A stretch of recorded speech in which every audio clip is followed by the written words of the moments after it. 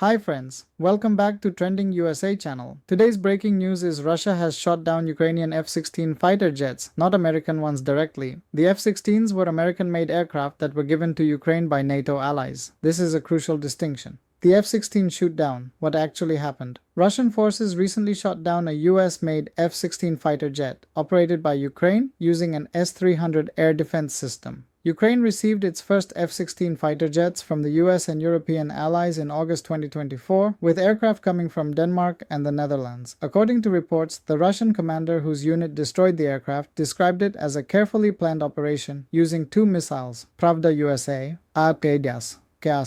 This is significant because these are Western-supplied aircraft being used by Ukrainian forces, not American pilots flying American jets. The distinction matters enormously in terms of international response and escalation risks. Consequences of the shoot-down. The immediate consequences have been relatively contained. Ukraine has officially received 44 of the 87 jets promised by its Western supporters, so the loss of individual aircraft, while operationally significant, hasn't fundamentally changed the conflict's trajectory. Russian servicemen were awarded 15 million rubles, approximately 195,000, for destroying the first American-supplied F-16 Bulgarian military, highlighting how Russia views these as propaganda victories. The broader consequences include military impact.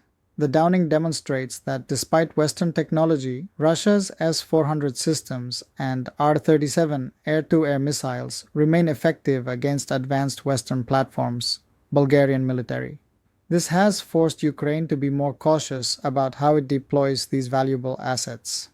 Diplomatic tensions. The incident has reinforced existing tensions between Russia and NATO countries, but hasn't triggered direct military confrontation. Russia continues to frame Western military support to Ukraine as NATO waging a proxy war against Russia. World War III risk assessment. The question of whether this could lead to World War III requires careful consideration.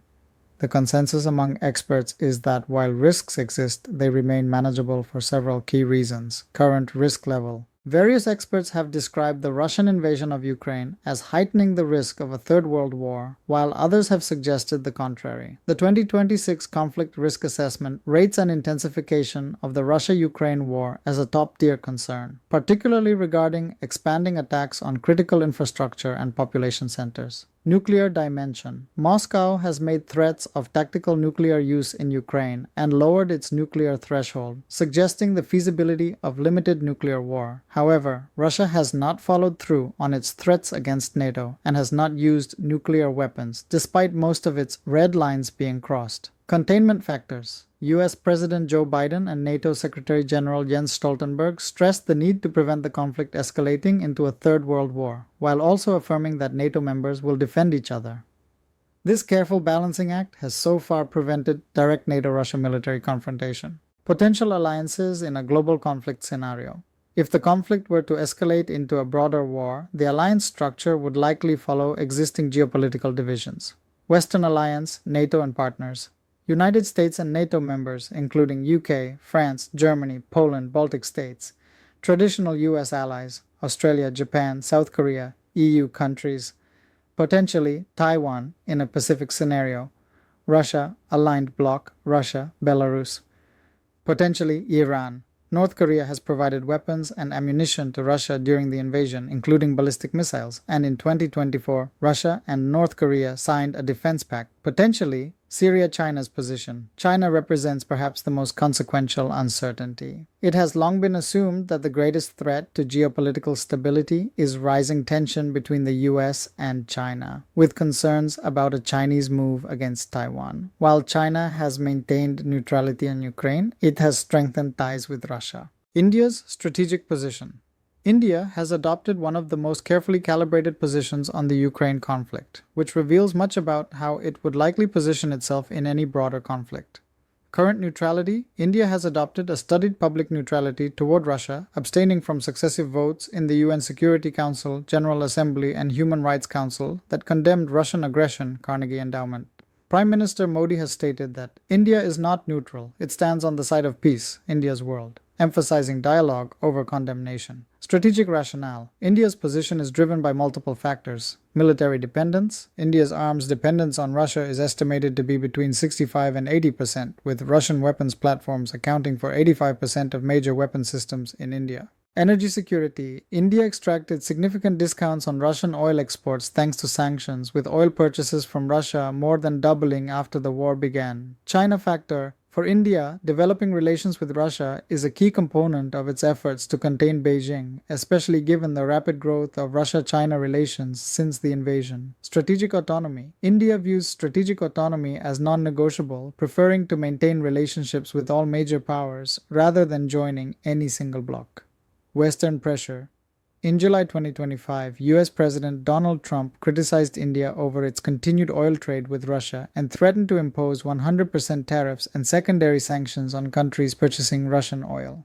Senator Lindsey Graham introduced a sanctions bill proposing tariffs of up to 500% on countries including India that continue to trade oil with Russia. India's likely position in World War III. Based on current indicators, India would most likely maintain strategic neutrality as long as possible. Avoid direct military involvement unless Indian territory or interests are directly threatened. Continue economic relationships with all parties. Work through multilateral forums to promote peace. If forced to choose, would likely lean toward the Western camp due to the China threat.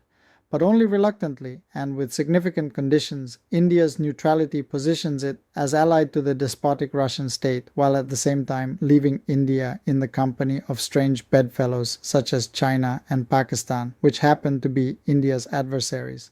This uncomfortable position reflects India's complex challenge of balancing historical ties, current dependencies, and future aspirations. Why World War III remains unlikely. Despite the tensions, several factors make a global war improbable. Rational deterrence. All major powers understand the catastrophic consequences of nuclear war. Economic interdependence. Global economic integration creates strong disincentives for total war-limited objectives. The likeliest scenario in 2026 is a continued brutal slog at the front rather than dramatic escalation. Careful calibration. Trump has not used the White House's full leverage to compel Ukraine and Europe to accept a deal closer to Russia's terms. Suggesting restraint. 2026 is described as a tipping point year characterized by great geopolitical uncertainty, but primarily because the United States is unwinding its own global order rather than because of imminent conflict between the two biggest powers.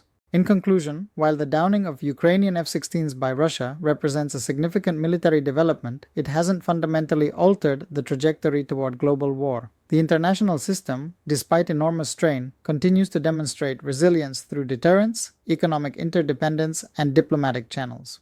India's carefully maintained neutrality exemplifies how major powers are working to avoid being drawn into a broader conflict, even while maintaining their strategic interests.